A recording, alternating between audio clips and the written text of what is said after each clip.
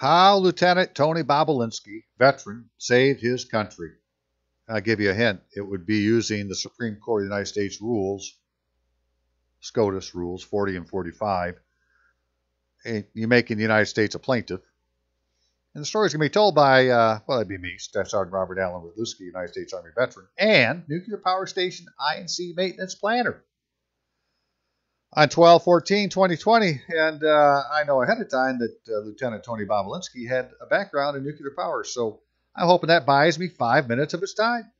So if you know him, say, hey, there's a guy who's an instrumentation and control maintenance planner, wants to tell you something about the way things work. You can contact me at quarterrecord@AOL.com or by phone at 616-712-6179. But yes, sir. Sir, I went to school here. All right, this is SM1. This is like the first nuclear plant built in the United States. Not the first, but one of the first. Real small thing, a 1 megawatt. But then Admiral Rickover, right, he got the Army out of the nuclear power program and gave it all to the Navy, which is where you came in. And so while I went here long after they had quit nuclear power, I still learned the things I learned that eventually got me working at a nuclear power plant. Yeah. Anyways, sir, so yeah, that's the Potomac River right there. This is like as deep into Fort Belvoir as you can get, this plant sits. Well, from what I learned there, I got to go to work at this place because a member of the Navy nuclear program, right, he had been Vince Carter. He had been a Navy nuclear officer on a submarine, I believe, or as an aircraft carrier. That don't really matter. Anyways, he read my resume and hired me as a planner. Out of the Army. I'd never been in a nuclear power plant. He made me a planner in a nuclear power plant. Thank you, Vince Carter. Thank you, thank you, thank you, sir. And then eventually I went to work here. This is at Davis-Besse Nuclear Power Station. And just to give you some perspective, right, this is a 6-story building. So the turbine deck or the turbine building's, I don't know, 80, 90 feet tall. The containment building's twice that tall. Right over here's a 500 and some foot cooling tower. So, you know, playtime is over. You go through the gate at this place. This is where we're making electricity. And just because I wanted to take a chance to show the picture, right? That's where it all happens, right? All that you see is to make steam to run through this bluish purple machine there on the left-hand side, and the steam turbine generator, and make electricity. And this is the control room that runs it. Well, I've stood right there many, many times waiting for the guy to my right in a room, the shift supervisor, to give me a minute of his time, because I was responsible for all the things that these lights represent. Right? This is all instrumentation and control. It goes somewhere into that big-ass plant someplace, and that was all mine. Yeah, buddy. So, while I may be crazy, sir, I'm not stupid. I am nobody's fool. And what I'm going to tell you is we're lied to daily by people that have their own agenda. So here just recently, right, state of Texas sent their attorney general to try to open a case in the Supreme Court that got shot down because they said state of Texas has no standing. And the reason for that is state of Texas is not the name of the state of Texas. The name of the state of Texas is Texas. Right? And if Texas went to court, well, then it would be the Texas Solicitor General, because it's the same as, I have to believe it's the same as in Michigan. Got to be careful with these things. But in Michigan, it says the Solicitor General is responsible for managing state litigation in the United States Supreme Court. So the Solicitor General would be the one representing Texas or Michigan or Wisconsin or one-word state name in the Supreme Court. But instead, they sent the Attorney General of the state of Texas, who wants to file a claim for the state of Texas. Well, the state of Texas, when that name was used to identify the state, was in 1861 during the Civil War when it was part of the Confederacy. So the state of Texas is actually an enemy of the United States, and they should have been arrested for entering the building. So it's no different at the federal level, right, where the Solicitor General of the United States represents the federal government of the United States before the Supreme Court of the United States. The Solicitor General determines the legal position of the United States will take in the Supreme Court. Well, one of the legal positions it could take is as the plaintiff, right? It should be the plaintiff when the Constitution of the United States has been violated because it's the sovereign, or it's representing the sovereign. And so this is no different than English law, where if the king had a complaint, he had to go to court because he couldn't look like the king was using arbitrary power against his subjects. He had to get the concurrence of the judicial branch, right? So if you look at it, the solicitor is coming from the executive branch. He's got his position, and he's going to go to the judicial branch and get their position. And, that's 2 out of 3. Democracy has ruled that whatever the United States is saying has happened. And now, the executive branch can use coercive force to maintain the peace. So that's what has to happen. And it isn't what's happening, right? So I wanted to show that in that particular case that was put in by Texas, or state of Texas, it was 220155. But in there, it gives a reason why it had been shot down, and it gives a reference to this court case here, which is like 5 cases earlier, which is Arizona versus California. And I may have made a mistake on this in the video and said this had to do with Texas, but it didn't. It was just the one that was referenced from the Texas case to this one. And I had wanted to show it because at the bottom it says party name United States. Right? It doesn't say United States of America. The party's name is United States and is being represented. Counsel of record is the Solicitor General. Well, this party needs to be the fucking plaintiff. We make the United States the plaintiff and the problem goes away. Instead of state of Arizona, state of California. These entities don't exist. That is not the name recognized by the federal government. It's just Arizona or California. See what's going on? It's smoke and mirrors time.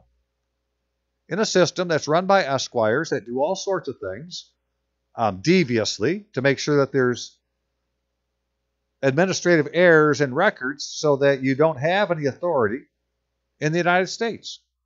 And I'll show you that here in just a second. So again, but I covered all this in this other video I had just done, or I did it in many videos before. But let me show you exactly what I'm talking about. So give me just a second. Okay, just give me a couple more minutes there, sir. So if you went to Supreme Court of the United States website and went under docket search, you'd be at this page. And if you put in 220155 and searched, you would find this docket number, which says Texas Plaintiff versus Pennsylvania et al. Because there were other states involved, but that's what it says there. But when you get inside, it doesn't say Texas, it says state of Texas. But it would take you to this page here. And this is the one that was filed just, a couple weeks ago. And down here it said that the state of Texas motion for leave to file a bill of complaint is denied for lack of standing under Article 3 of the Constitution. Because state of Texas isn't the proper name. If it had just said Texas, it would be the proper name. This is done on purpose. Purposely done. And so the guy that's playing the Attorney General of state of Texas, right, he was supposed to, before he could exercise any of his powers in the United States Code, Title 4, United States Code, Section 101, oaths by members of legislature and officers. Every member of the state legislature and every executive judicial officer of the state shall, before he proceeds to execute duties of his office, take an oath in the following form, to wit, I state your name, do solemnly swear I will support the Constitution of the United States. Period. That's what the federal government requires. That's a federal law, and nobody's taking it. Now, I know this because I contacted the state of Michigan and asked for the oaths that the governor took, and they only sent me one back, and it wasn't this one. And then the one they sent me back, while it looks like the oath she should have taken, for the Constitution of Michigan to be satisfied. It isn't. And she didn't use her full legal name. She just used a pseudonym, right? She used a nickname,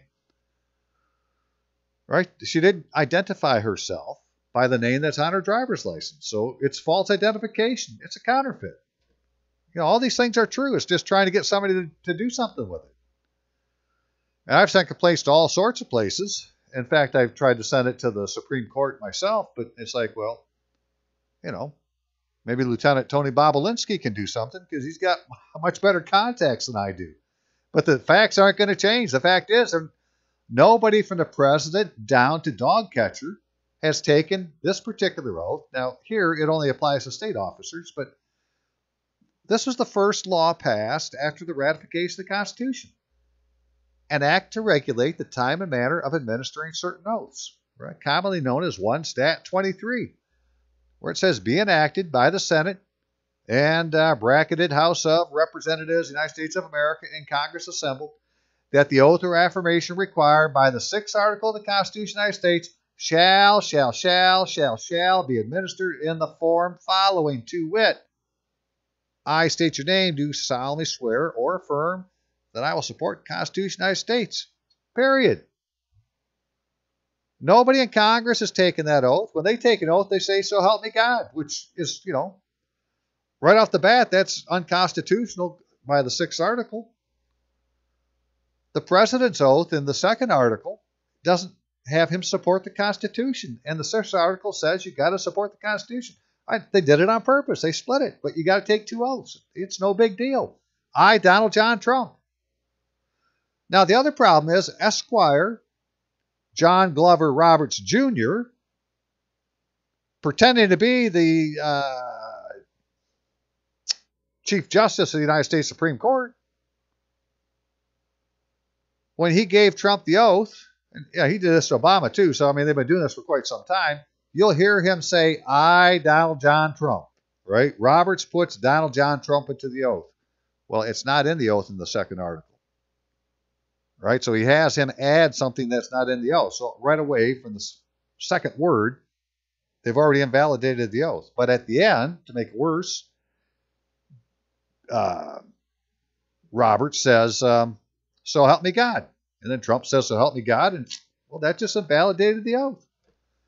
So Trump hasn't taken either oath. He's just president-elect. He's been president-elect since the day that he came in January last 4 years ago. Right, January 20th. And all he needs to do is take the proper oaths of office. He can be not only President of the United States of America, which is what it says he should be in Article 2, but the Commander-in-Chief of the Army and Navy of the United States and of the militias of the several states.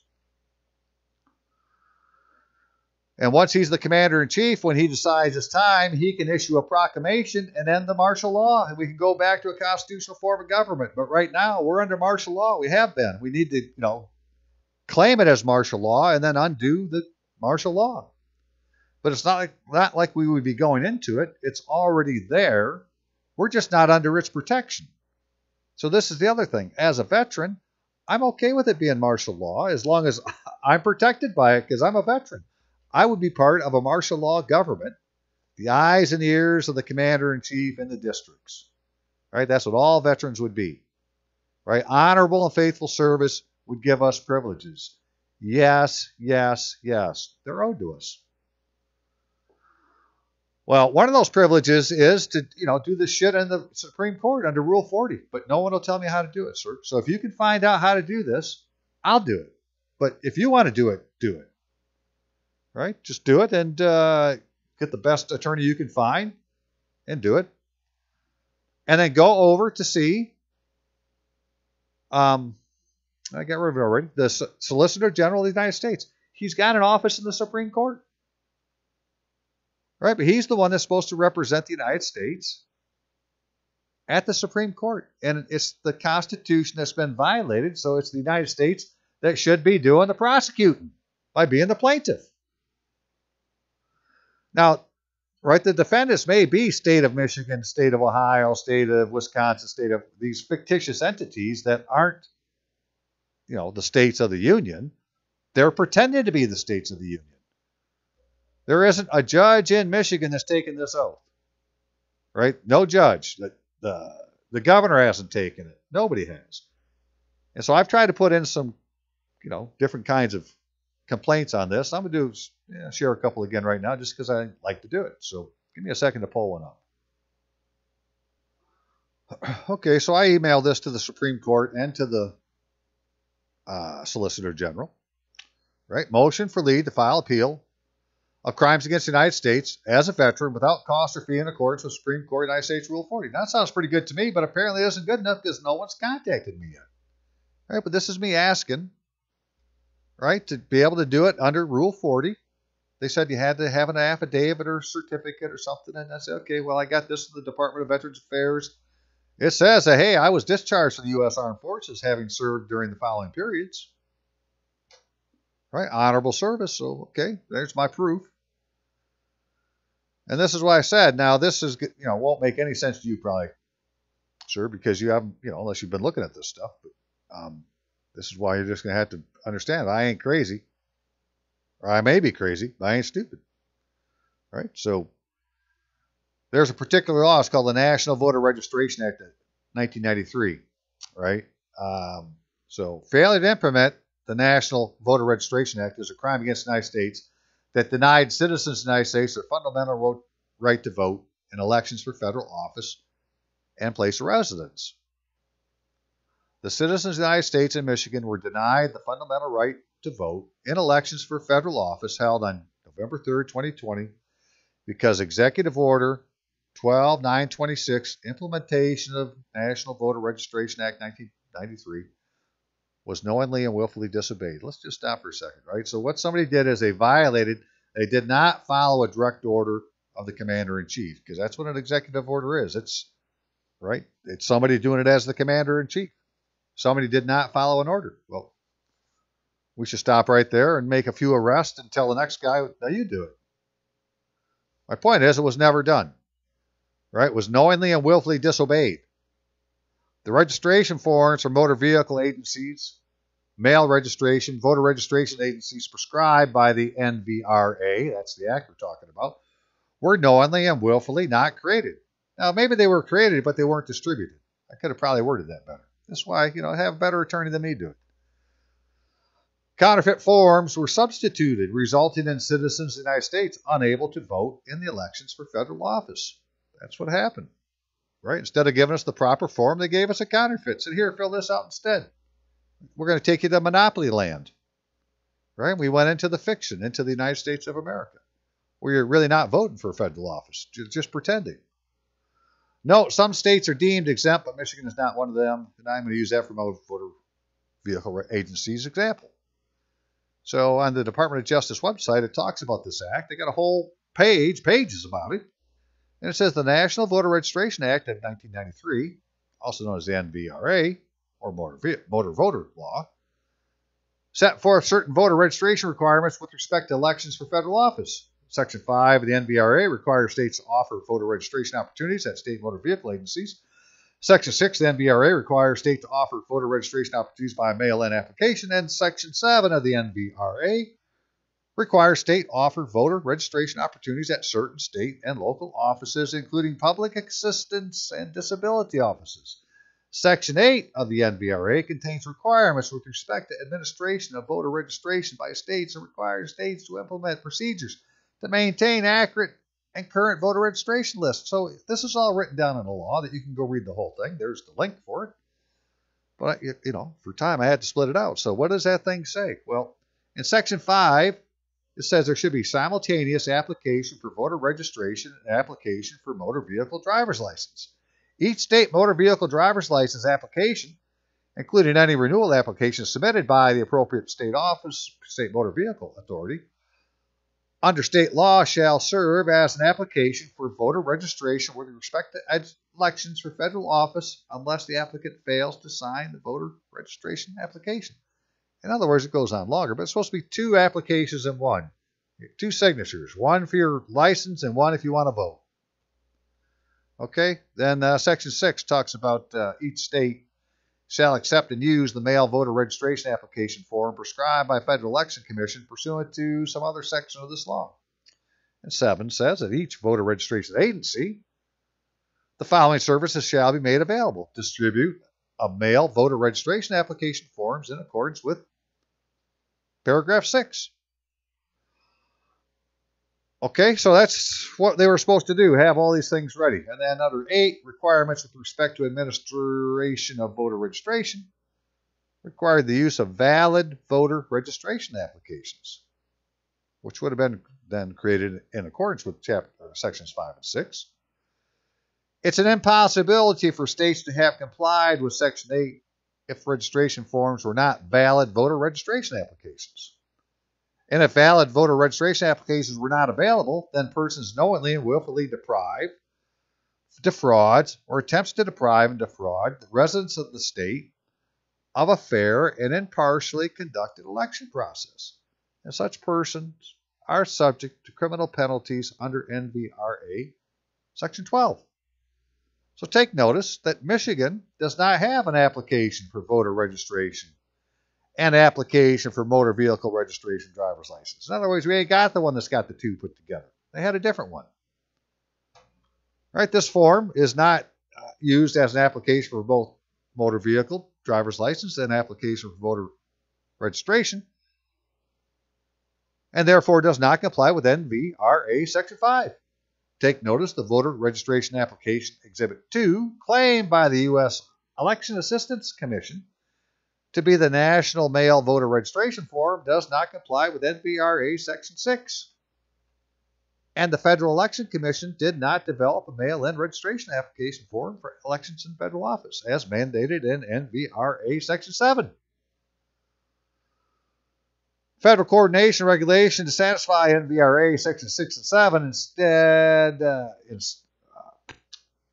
satisfy NVRA Section 6 and 7, instead of using valid voter registration applications to comply with the NVRA Section 2 findings and purposes, right? That's the whole reason for having it, was to take care of whatever the purposes were.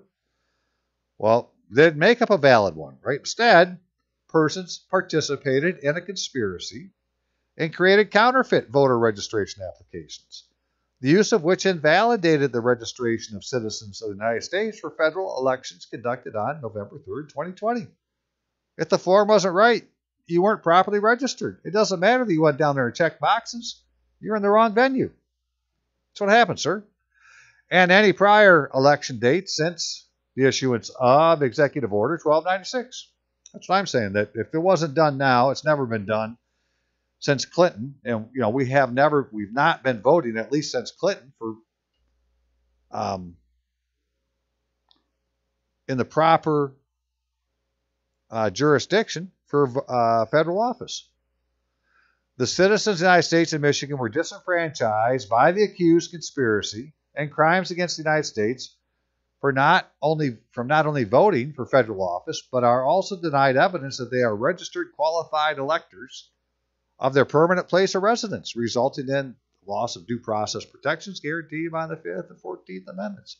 It's like we're lost, right? We don't have a residence address, or they give you an address and they want you to use it, but they don't tell you it's a residence address. They just want you to use it as one. Turns out mine's really just a property address. But that isn't what it asks for on the forms. It wants a residence address.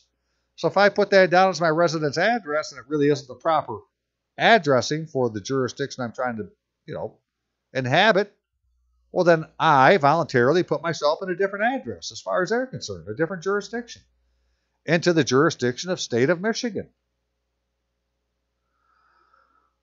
I'll show you that in just a second. So I pray the court acknowledges the counterfeit federal election of November 3rd, 2020 was a crime against the United States, voids the entire election, proclaims President Lincoln's martial law is still the law of the land, and properly seats Donald John Trump as Article 2 of the Constitution of the United States, President of the United States of America, and Commander-in-Chief of the Army and Navy of the United States and militia of the several states by properly administering him the second article oath and oaths required by 1 Stat 23. And see that the oaths are recorded. And then orders all veterans be issued their Geneva Convention identification card, because if we're still in the military, we need to have a Geneva Convention identification card. It's a requirement of the convention. And unless you have an administrative order that says you've been released from the custody and control of the military, well, you're still in the military. So give me my card. Okay, and why? Well, to assist the governance of the nation during the reset of our constitutional form of government and be paid back pay.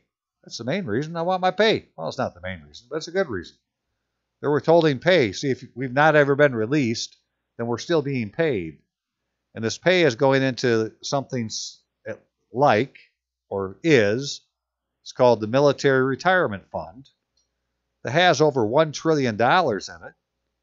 But yearly, it gets enough money to cover all the retirement that has to be paid. So this surplus of $1 trillion is veterans' retirement pay that's never gone to the veteran.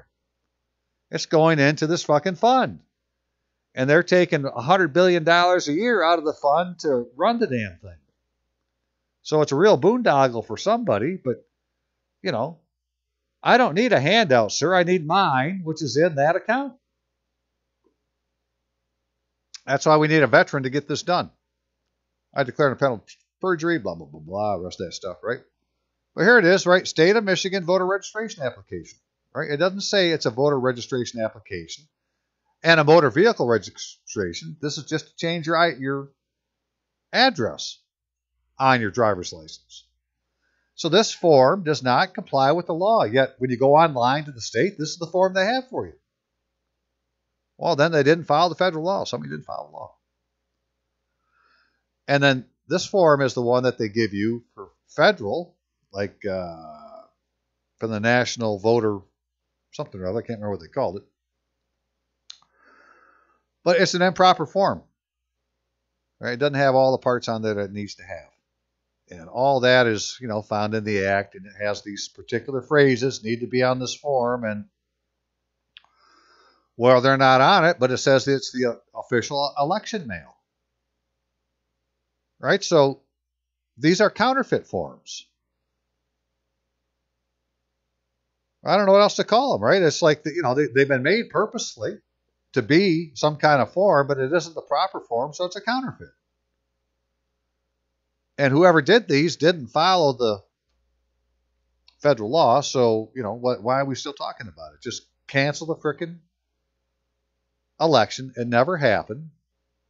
Install Donald John Trump, make him take two oaths of office he needs to take, make him commander-in-chief, declare martial law, bark some orders, get all the usurpers out of office, like Nancy Pelosi, because she didn't take the proper oath. And again, please go watch the video I did, my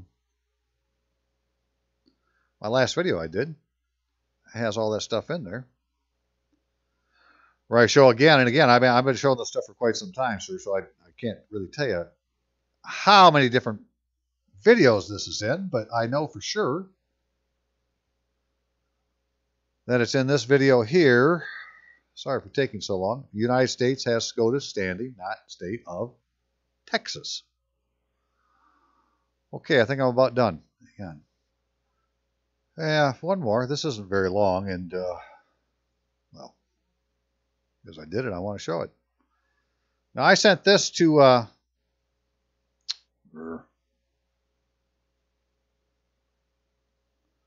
okay, so I've sent an Army sworn statement form to the United States Court of Appeals for the Armed Forces, because according to the UCMJ, they should be able to give me the oath, render me the oath, whatever the proper term is, right, required by the form, because they have the ability to administer oaths to do with the administration of military justice. Well, that's what I'm talking about. That's why I'm putting in an Army form. And the form I put in is the AR, what do they call this thing here? 2823. Right? It's a sworn statement form. Which after you fill it out, right, you go to the bottom, and it has the affidavit at the bottom. So the whole thing is an affidavit, which is what all of Trump's attorneys are putting in. They're putting in a thing called an affidavit. instead of putting in a thing called a sworn statement, which is somebody's testimony. An affidavit is an oath rendered to writing. It's not testimony, it's an oath. A sworn statement is your testimony put in writing. Right? They're calling it the wrong damn thing. So if it's good enough for the Army, this is what we should be using. If you want to use the Navy's version, I'm okay with it. They got one. But I accuse Gretchen Esther Whitmer, the accused, who is currently residing at the Michigan governor's mansion, the address, claiming under false identification Gretchen Whitmer to be the alleged governor of Michigan and commander-in-chief of the Michigan National Guard, of various offenses of the Uniform Code of Military Justice. I am reporting the following offenses subject to trial by court-martial. So I'm trying to file a freaking complaint, just like I would if I had been in the military, to say, hey, that officer there is fucked up, and I need to file a complaint. Right? In this case, the officer that fucked up is calling herself the governor of Michigan, but she doesn't have any authority. Right? So it's a big deal. So charge 1, Article 83, fraudulent enlistment, appointment, or separation. Right? She's got a fraudulent appointment. There is no proof that the accused executed and filed the oath in 4 U.S.C. 101, oath by members of legislature and officers, as required by federal law. The accused did, however, file a counterfeit of an oath required by the Constitution of Michigan in 1963. Not only was the style of the oath changed, but it was subscribed under a false identity, Gretchen Whitmer, and administered by a class of officer, notary public, unqualified by state law to administer an oath to a governor. This thing's got just all sorts of errors on it. Her omission of the one oath, right, 4 U.S.C. 101, and the counterfeiting of the other oath, the one for the state, are crimes against the United States. Her deceit has resulted in a vacancy in the office of governor of Michigan, her fraudulent appointment as commander-in-chief of the Michigan National Guard, and that's what would put her under the UCMJ, and the willful obstruction of a Republican form of government guaranteed to every state in this union under the Article 4 of the Constitution of the United States. Spies. The accused conceals her true identity and lurks in the Michigan State Capitol building as Gretchen Whitmer, usurping the office of governor of Michigan and commander-in-chief of the Michigan National Guard to access classified information and state secrets during the declared armed conflict in order to sabotage the one nation under God, that'd be the United States, and embezzle the wealth of the people of the state of Michigan. Charge 3, false statements. False official statements. The scores of executive orders issued by Gretchen Whitmer as governor of Michigan are false official statements that were created as part of an effort to coerce the civilian population of the United States or influence the policy and affect the conduct of the United States government by coercion. Which that's the definition of what a act of terrorism is. A certified act of terrorism is something that coerces the civil population of the United States or to influence the policy or affect the conduct of the United States government. Right? That's what all those pieces of paper were. They were certified acts of terrorism, as far as I'm concerned. So call the accuser and administer me an oath. Because I can't find anybody local to do it. Right? This is the thing. If I could get it done somewhere, I'd go there. But you can't find anybody willing to sign your sworn statement. Now, the township supervisor is supposed to be able to do it. And a city mayor should be able to do it. Right? But I know for sure that the judges at the Court for Appeals for the Armed Forces can do it because it's written into the federal law. And this is the part they should do, right? One of them do this, get 2 witnesses. That would make this foolproof evidence. It could be used in any court in the world to be what the Army claims that it is. It's a sworn statement, right? If you satisfy the Army and do all the steps, the Army will say, well, that's the man's or the woman's sworn statement, and it stands as truth until rebutted. So this idea that you can just put in an affidavit is, it's a fallacy. It's not good enough. An affidavit is ex parte. It can't be disputed, right? But testimony done by deposition, which is really what this is, can be cross-examined, right? But it went in as a sworn statement. It didn't go in as an affidavit. and all the paper that was being put in by all, Giuliani and what's her name, the other attorney, right? All their testimony is done as an affidavit. Well, that's not a deposition, right? So it doesn't have the same. If you do a deposition, right, the person that deposes you takes the paper and puts it into court. If you do an affidavit, you go put it into court. You put it in the clerk's window, right? But the court recorder, whoever takes your deposition, they go give it to the court, which isn't even necessarily going to the clerk's window. It's going to the court. The judge is the court, right? So, when you give it to the person doing the deposition, they're going to write it in a book and make a ledger, and so in English law, that would be like you taking your plea to the coroner, and then the coroner puts it in their book, and then they make sure that because it's the king's business when it goes to the coroner. This isn't local anymore. Now this is royal business. To make sure it gets to the proper officer, right? It's no longer private, which is what a notary public does. It's public because it was witnessed by a public minister. Now, I say any place with a gold fringed flag could do that. And so a lot of denominations of the Christian church have churches with gold fringed flags. Well, can they do it? Right? Can they sign this thing at the bottom? Because they can marry people. I mean, that's a civil act, so they must be able to do this too. But they have gold fringed flags. It's a military flag. It has some kind of authority from the military. Again, I've shown it talked about it in a number of videos and showed it in a couple, that during the First World War, that the Department of War gave various Protestant denominations under the YMCA and YWCA, right? A military commission. And the Catholics set up it was called the National Catholic War Council, right? And they gave it a military commission. And the Jews had their council of some kind, and they gave it a military commission for World War I. Well, that war's never ended, right? So those entities still have some kind of authority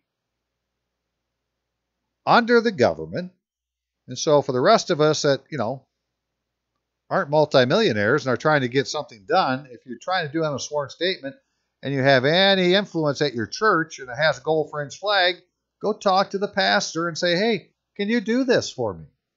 Can you be my oath giver?